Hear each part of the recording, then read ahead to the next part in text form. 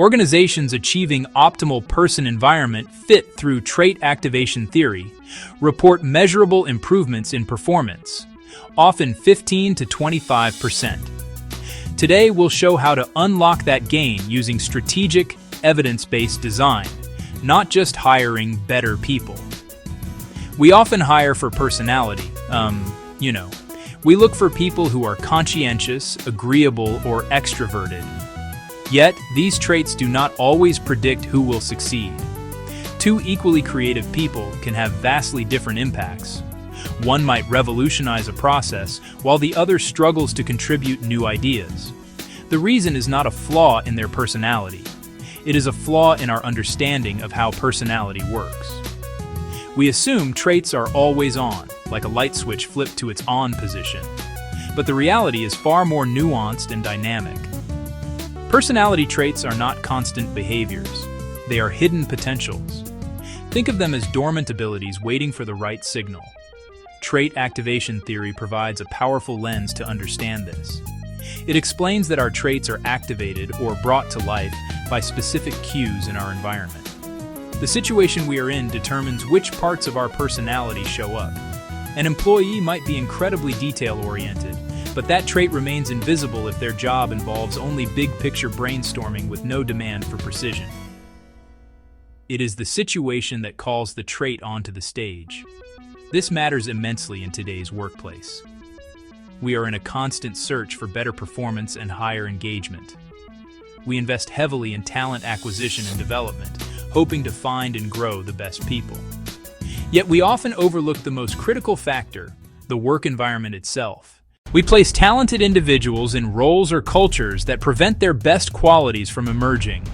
This is like buying a high-performance sports car and only ever driving it in bumper-to-bumper traffic. The potential is there, but the situation makes it impossible to use. Understanding trait activation theory is not just an academic exercise. It is a practical tool for unlocking human potential that is already present within our organizations. It shifts our focus from just finding the right people to creating the right conditions. When we learn to see the workplace as a collection of cues and triggers, we gain the ability to intentionally design environments that activate the best in our employees. This simple shift in perspective can be the difference between a team that merely functions and one that truly thrives, innovates, and excels. Trait activation. Theory rests on a simple but profound idea. Situations trigger traits. These triggers, or trait-relevant cues, are the signals in our environment that call for a specific personality-driven behavior. A tight deadline is a powerful cue. It activates the trait of conscientiousness, prompting an organized and disciplined person to plan meticulously and work diligently. In contrast, a brainstorming session with no rules is a cue for openness.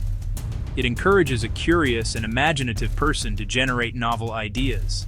The person doesn't change, but the situation changes which part of them we see.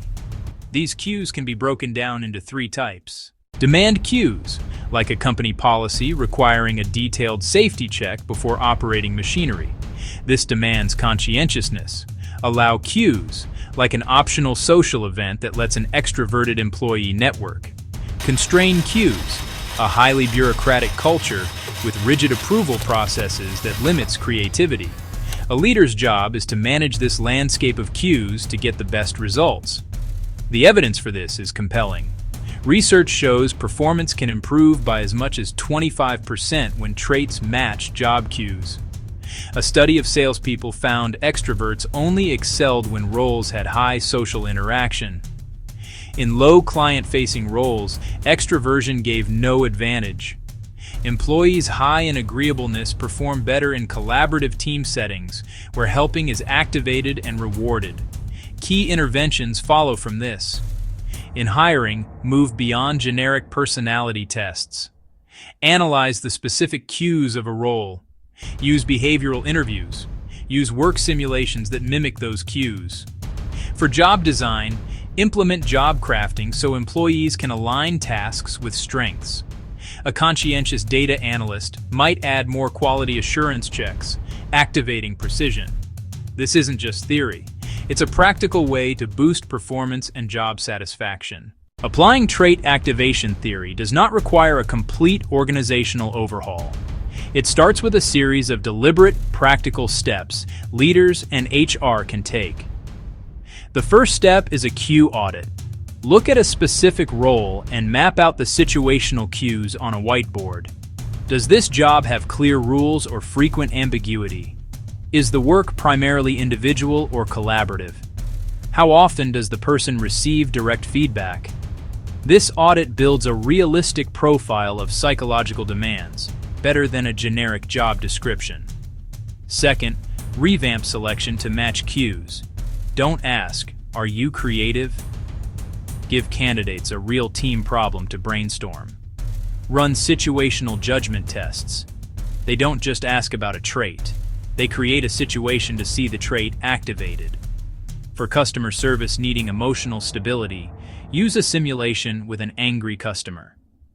Observe the trait in action instead of relying on claims. Make hiring evidence-based. Third, empower leaders as cue managers. A manager is a powerful source of situational cues. They set deadlines, assign tasks, give feedback, model behavior. Train managers to recognize team personality traits. Teach them how to adjust cues. Ignoring the interplay between traits and situations carries a steep price. When there is a mismatch or poor fit, the consequences ripple across the organization.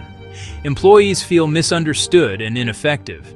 They may be highly conscientious but stuck in a chaotic role with no structure, leaving them perpetually stressed and unable to perform their best.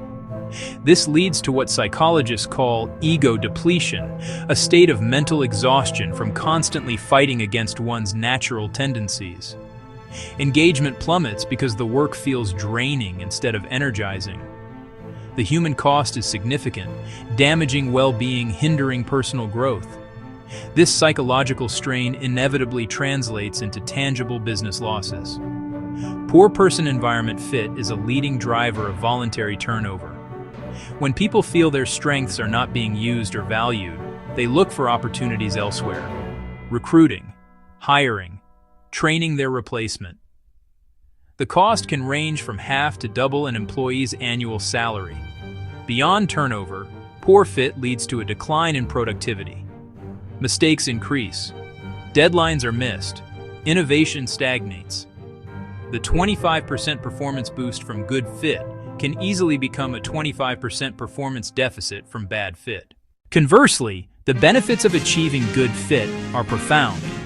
Mastering the art of activating positive traits unlocks a powerful competitive advantage. Teams become more than the sum of their parts. Diverse personalities can be highly effective if leaders assign tasks and structure interactions to activate strengths. Performance isn't just about talent. It's about creating conditions for talent to shine. They are architects of high-performance environments, innovation, agility, employee retention rates. The message of trait activation theory is ultimately one of optimism and empowerment. We have more control over performance than we think. The key is not to search for mythical, perfect employees. It's to become thoughtful architects of the environments where our people work.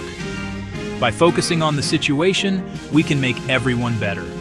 Higher performance, greater innovation, increased engagement, a more fulfilling work experience for everyone involved. Your journey starts now.